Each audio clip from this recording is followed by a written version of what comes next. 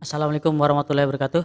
Kami akan memberikan video tutorial bagaimana pengaturan CBT-Delnet untuk PTS atau PAS. Jadi PTS dan PAS ini pengaturannya hampir sama. Sekarang cukup dicontohkan PTS saja. Kita akan masuk sebagai admin dulu. Masuk ke sini. Masuk sebagai admin. Oke, dimasukkan username passwordnya, login. Ya, seperti ini sudah masuk. Nah, langkah pertama adalah cek kepesertaan Bapak Ibu. Masuk ke pesertaan. Pilih semua peserta saja. Di sini akan ada nama peserta, siswa-siswi, Bapak Ibu yang sudah diupload oleh admin.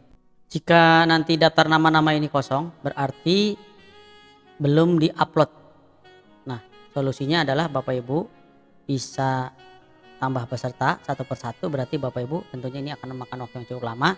Atau Bapak Ibu bisa kirim file Excel berisi data siswa Bapak Ibu dengan kelasnya. Nanti admin Delnet akan mensupport ya, membantu mengupload secara massal supaya lebih cepat. Demikian Bapak Ibu ya. Nanti kita juga akan belajar bagaimana cara menambah peserta. Sebagai contoh di sini kita akan masuk aja ke AKL 1, berarti di akuntansi lembaga 1 ini.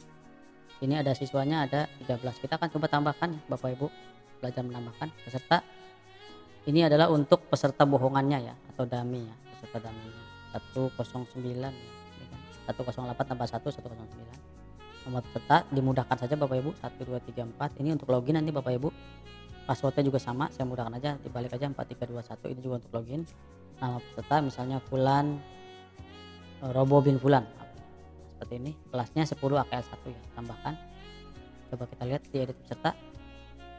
Di sini sudah ada Robo bin Fulan. Ini adalah peserta bohongan nanti untuk kita uji coba. Bapak Ibu juga silahkan tambahkan peserta ini untuk uji coba Bapak Ibu nanti ya. Nah, itu langkah pertama. Selanjutnya kita masuk ke langkah kedua, yaitu masuk ke pengaturan tes. Di sini ada mata pelajaran. Kita akan melakukan atau menambahkan mata pelajaran di dalam CBT Delnet. Kita klik mata pelajaran. Tampilannya seperti ini Bapak Ibu. Bapak tambahkan aja sejumlah mata pelajaran yang nanti akan diujikan. Silakan Bapak Ibu bikin dulu mata pelajaran simulasi. Simulasi ini harus dilaksanakan Bapak Ibu ya, untuk memastikan bahwa siswa siap dan juga sistem siap, server siap. Jadi simulasi itu sangat penting. Di sini ditambahkan 10, 11, 12, artinya bahwa mata pelajaran yang akan diikuti oleh seluruh peserta ini dari peserta kelas 10, kelas 11, dan kelas 12. Jadi semua peserta mengikuti simulasi yang sama. Kalau Bapak Ibu ingin simulasinya beda-beda juga boleh. Berarti nanti ada 10 simulasi, 11 simulasi, 12 simulasi gitu ya. Jadi Bapak Ibu pakai yang di bawahnya. Ya. Selanjutnya di sini saya tambahkan lagi 10 pendidikan agama. Nah, ini tanda 10 di sini nantinya ini untuk memudahkan Bapak Ibu bahwa mata pelajaran ini akan berlaku atau akan diujikan oleh seluruh kelas 10. Baik jurusan akuntansi, jurusan multimedia, dan jurusan lainnya. Karena soalnya sama. Jadi selama ada 10-nya tidak ada jurusan, maka berarti dia akan diujikan kepada seluruh peserta semua jurusan kelas 10 ya. Kalau misalnya ada mata pelajaran misalnya matematika kelas 10, nah berlaku hanya untuk akuntansi misalnya gitu ya.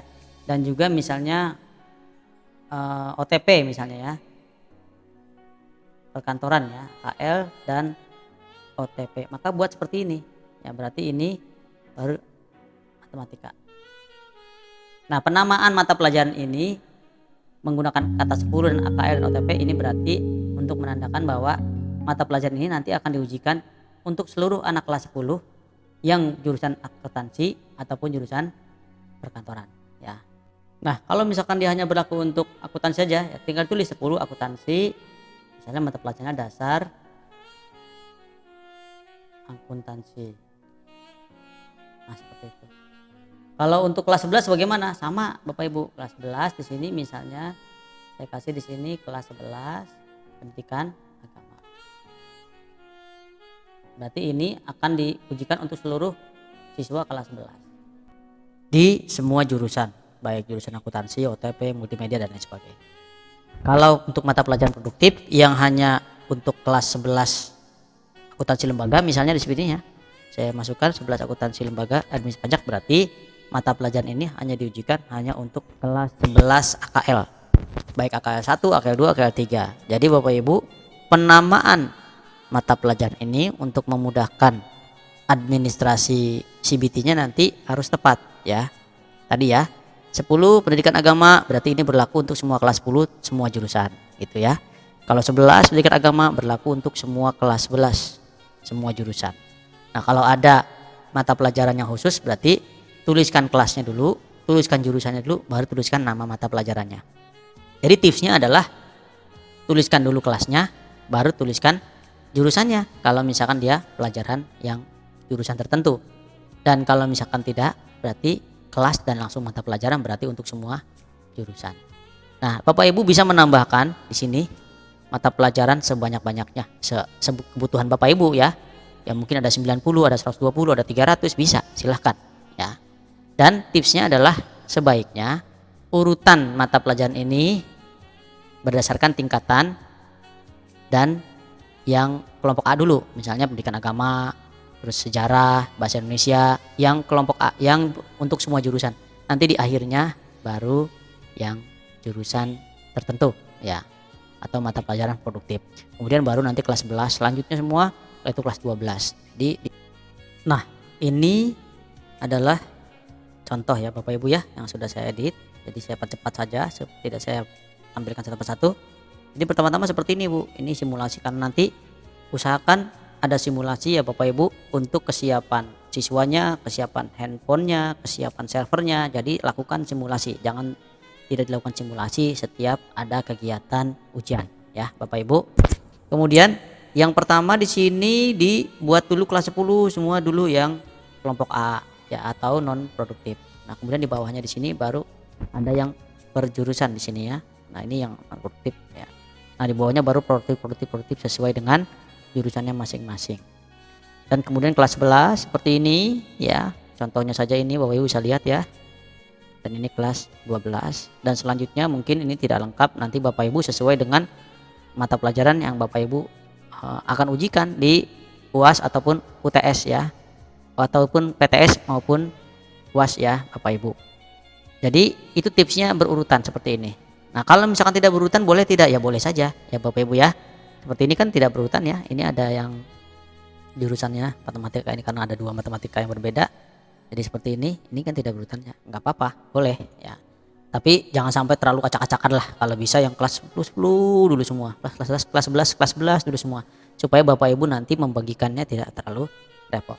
Nah, itu ya Bapak Ibu ya, langkah untuk pengaturan mata pelajaran. Langkah selanjutnya adalah pengaturan di sini ya. Bapak Ibu daftar ujian dan guru. Klik di sini Bapak Ibu. Baik, di sini daftar guru. Nanti kita daftar guru dan pembagian mapel ya. Pertama daftar guru, tambahkan dulu. Kalau pada ulangan harian, daftar guru ini diisi dengan nama guru. Tapi pada UTS ataupun pada PTS ataupun pada UAS diisi dengan, ketik aja di sini ya. UAS PAS misalnya, PTS ya, PTS kelas 10. Seperti ini ya. Jadi dicentang di sini username-nya samain lah ya dengan inilah, huruf kecil ya. Dan tanpa spasi. KLS 10. Nah, ini saya percepat Bapak Ibu. Jadi ini username-nya PTS kelas 10 saya samain aja, passwordnya mudahkan aja 134. Bapak Ibu nanti boleh bebas ya. Aksesnya H1234. Selanjutnya di bawahnya ditulis lagi PTS kelas 10 OTP. Nah, maaf ini misalnya AKL ya. Nah, seperti ini. Centang di sini. Jadi di sini Bapak Ibu kalau misalkan Bapak Ibu punya 10 kelas AKL 1, AKL 2, AKL 3, nggak perlu ditulis AKL 1, cukup 10 AKL aja. Karena mata pelajaran antara 10 AKL 1, AKL 2, AKL 3 kan sama. Jadi Bapak Ibu cukup bikin nama tes atau gurunya, nama tesnya cukup adalah PTS kelas 10 AKL saja. Begitu pula dengan yang OTP ya Bapak Ibu ya. Dan untuk username-nya bebas di sini, boleh apa saja. Di sini saya pilih aja PTS, di sini harus ada AKL-nya ya, AKL. Karena username antara semua di sini username-nya harus berbeda-beda, tidak boleh ada yang sama, dan usahakan tidak boleh ada spasi ya. Kalimatnya bebas, di sini apa saja boleh ya, yang penting tanpa spasi ya. Yang passwordnya juga bebas ya Bapak Ibu. Di sini saya bikin aja untuk gampangin ya, bikin di sini PTS 10 OTP. Baik Bapak Ibu, ini sudah saya buatkan 10 OTP dan selanjutnya nanti di sini bisa dibikin lagi kelas 11 AKL. Ya, seperti ini ya. Di sini nanti diisi semua nanti Buya, ini 11 saya akan bikin 11 MMD ya. OTP maaf, OTP. Kemudian simpan aja dulu deh. Oh nggak mau, karena ini username-nya tidak kosong ya, harus ada isinya dan harus berbeda. Ini berarti PTS kelas 11 AKL. Nah, baru di sini bisa saya isi dengan PTS kelas 11 OTP. Di sini saya isi dengan 11 OTP, centang, simpan. Nah, baru kita bisa tambah nih ya. Nah, seperti itu ya. Artinya tidak boleh ada yang sama di sini ya kalau ada isinya ya. Baik Bapak Ibu semua, saya akan lengkapi.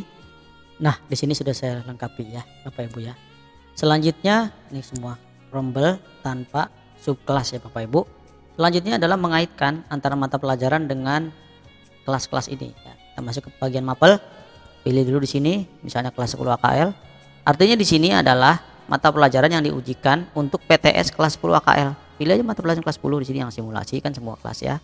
Di sini kelas 10 sudah ini yang pendidikan agama, terus PKN, terus sejarah Indonesia, bahasa Inggris, seni kelas 10. Nah, ini AKL berarti termasuk ya matematika ya, OTP, terus juga informatika, karena yang nomor 9 nomor ini enggak termasuk karena ini kan MMDTKJ ya. Jadi tidak diisi, jangan diisi ya. Terus 10 AKL dasar akuntansi ya. Seperti ini ya. Kelasnya dikosongkan aja Bu, karena ini untuk PTS ya. Kalau untuk guru ulangan harian di sini nama guru, di sini kelasnya dipilih. Tapi kalau ini tidak usah ya, karena ini akan berlaku untuk semua yang ini ya, akan berlaku untuk semua kelas 10 tidak mengenal jurusan. Kalau di sini kan ada jurusannya ya, jadi dikosongkan saja. Simpan. Nah, baik, kita akan coba ya Bapak Ibu melihat pengaruh apa yang baru kita atur dengan siswa. Saya akan masuk, siswa ini akan ikut PTS. Kemudian tadi sudah kita bikin ya 1 2 3 4 login. Nah, di sini adalah Robo bin Fulan ya. Kalau dia pilih ujian kelas 10 AKL, maka di sini akan tampil mata pelajaran yang kita setting barusan yang ini ya. Tapi kalau dia pilihnya kelas 10 OTP masih kosong karena belum di setting ya di sini ya. Jadi akan coba ya, kita coba ya. Misalkan ini adalah anak kelas 10 AKL, maka dia akan pilih ini. Nah, di sini akan tampil mata pelajaran kelas 10 AKL ya, yang diujikan untuk kelas 10 AKL. Saya akan coba. Di sini saya akan pilih 11 AKL, maka di sini kita pilih mata pelajaran yang kelas 11 seperti ini. Nah, ini adalah mata pelajaran yang akan diujikan di kelas 11 AKL PTS ya, simpan. Maka di sini kalau nanti siswanya dia Fulan ini misalnya anak kelas 11, pilih kelas 11 AKL, dia akan tampil mata pelajaran yang sudah kita setting di sini. Kira-kira itu Bapak Ibu ya, tujuannya pembagian mapel dan daftar guru. Jadi itu kelebihan dari CBT.net, sehingga anak-anak bisa memilih mana yang sesuai dengan kelasnya dulu ya.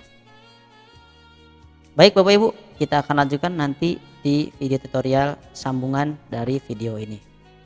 Semangat terus, billahi taufiq walhidayah. Assalamualaikum warahmatullahi wabarakatuh. Terima kasih kepada para audiens, para pemirsa yang budiman, yang baik hati, yang telah mau memperhatikan, melihat ya video tentang fitur keren ini, dan juga mungkin likes-nya, yang share ke teman-teman lain. Semangat terus, billahi taufiq walhidayah. Assalamualaikum warahmatullahi wabarakatuh.